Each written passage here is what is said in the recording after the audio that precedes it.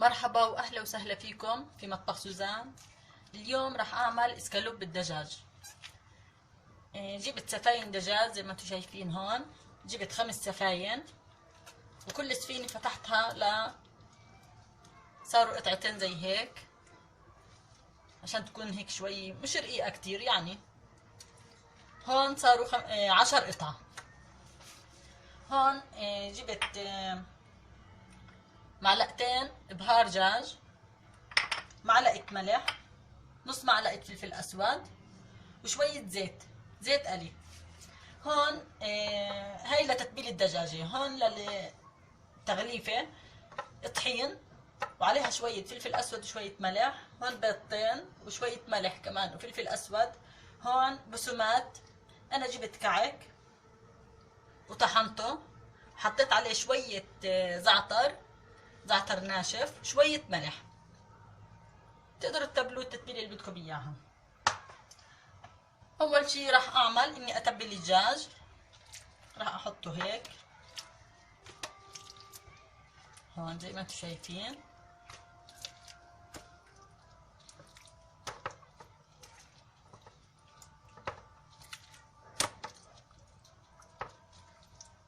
راح اتبله. هلا بتشوفوا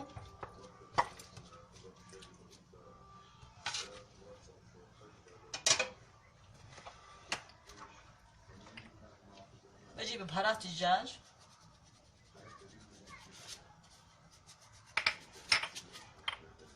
والملح،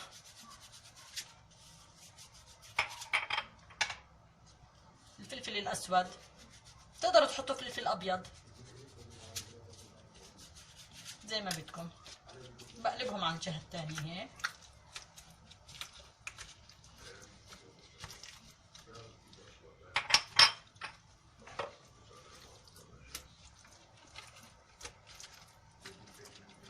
كمل باقي البهار، الفلفل الاسود،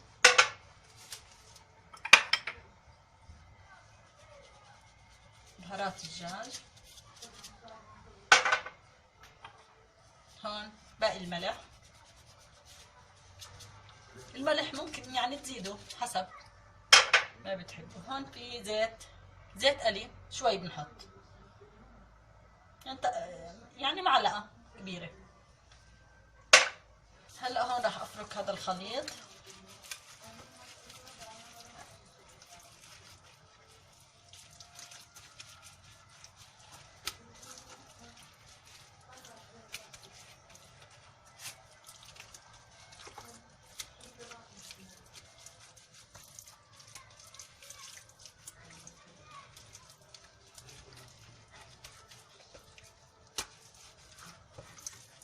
هيك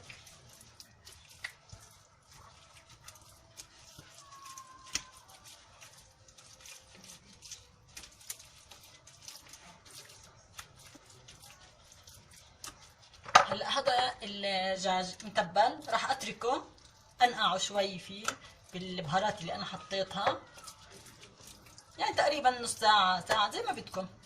المهم نتركه شوي زي ما انتم شايفين. هلا بعد ما نقعت الدجاج السفاين نقعتهم. هون زي ما شفتوا حكيت لكم هون في طحين وفلفل اسود وشوية ملح، بخلطهم.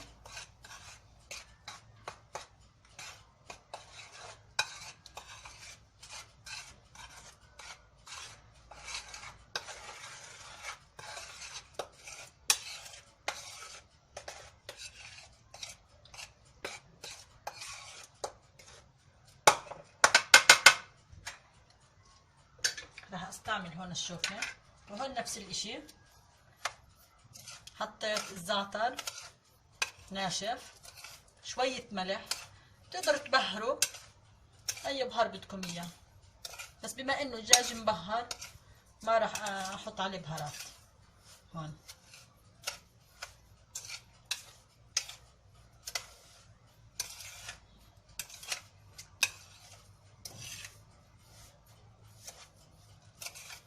زي ما انتم شايفين.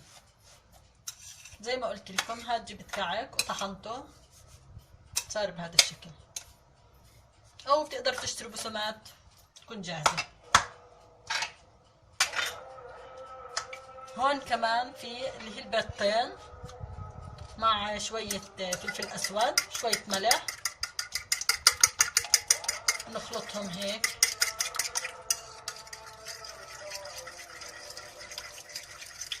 نخلط البيض كويس.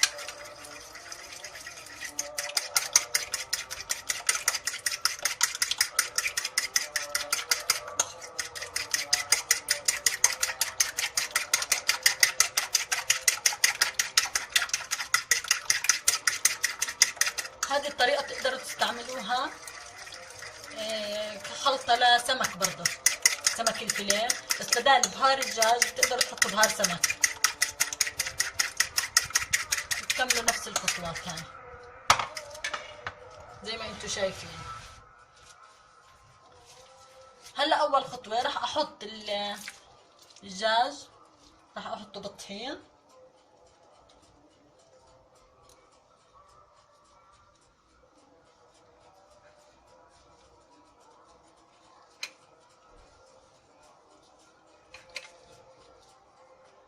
بعدين بخلطت بالبيض،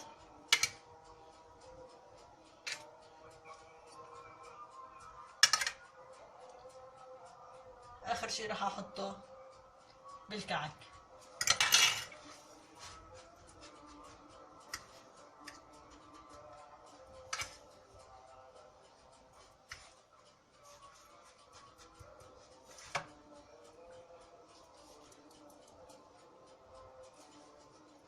بهذا الشكل. كمل هون بالطحين،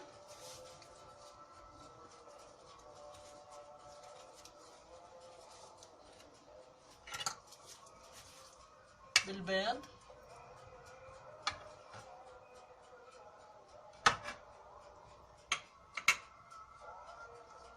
اخر شي بالكعك.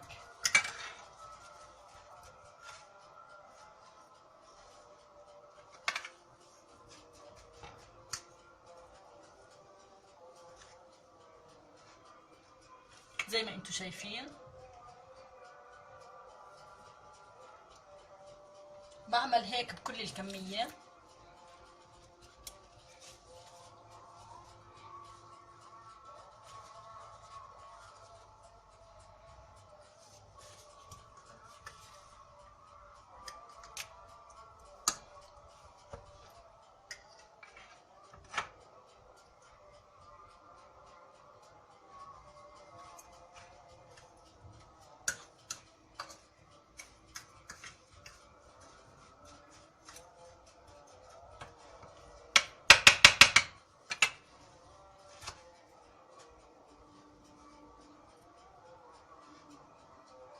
بهذا الشكل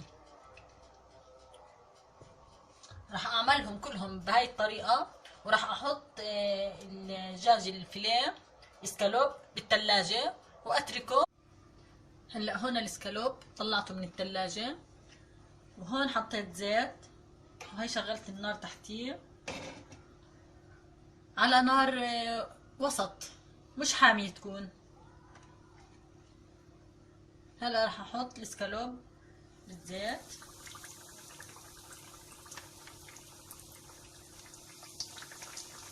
بهاي الطريقة.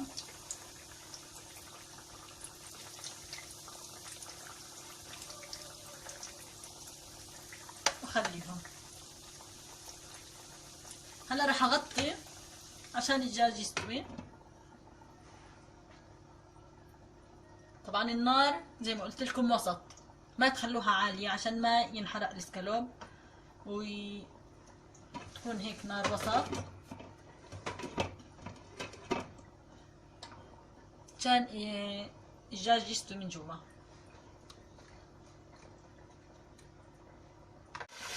زي ما انتم شايفين هي الاسكالوب. هلا بقلب على الجهة الثانية.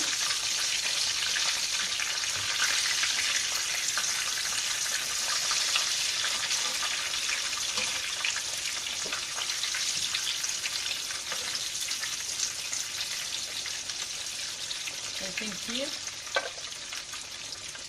هاي شوفوا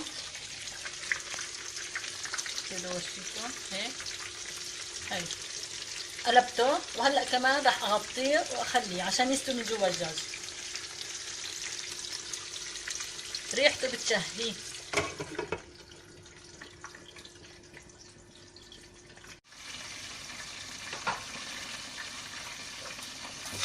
هلا زي ما انتم شايفين بالسلق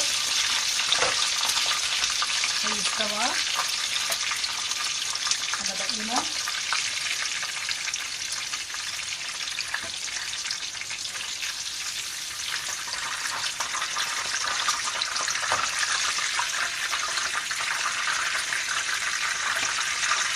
ايوه ريحته كتير كتير زاكية بتشهي. هاي راح احط هون كمان اكمل باقي الكمية.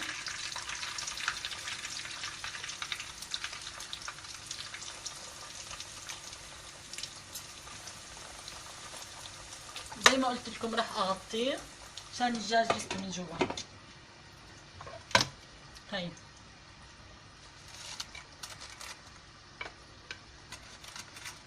مقرمش من برا، ريحته زاكية.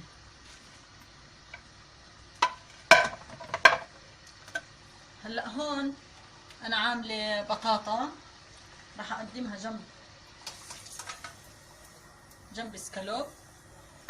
هذه البطاطا قطعتها بهذا الشكل، حطيت عليها معلقه نشا، حطيت عليها طحين وشويه بهارات بطاطا وشويه ملح، وبدي اقليها.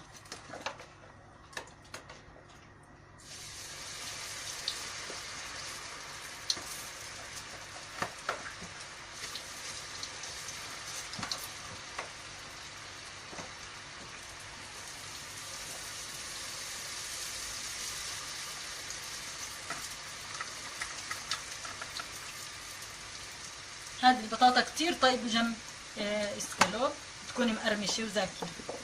هاي ان شاء الله رح اورجيكم الشكل النهائي للبطاطا وللاسكالوب. الاسكالوب صار جاهز، والبطاطا زي ما شفتوا كتير طيبة جنبها ومقرمشة كتير كتير وزاكية. وهون هذه السلطة سلطة العوامة او العوامة مع الخضار، كمان كتير طيبة. والعوامة كتير شوف كيف مقرمشة وكتير طيبة. هذا عطول بقليها بقدمها سخنة زي ما انتم شايفين. شوفوا كيف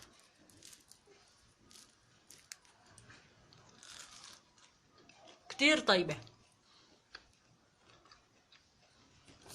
بتمنى تجربوا هذا الطبق ويعجبكم، واهلا وسهلا فيكم بمطبخ سوزان.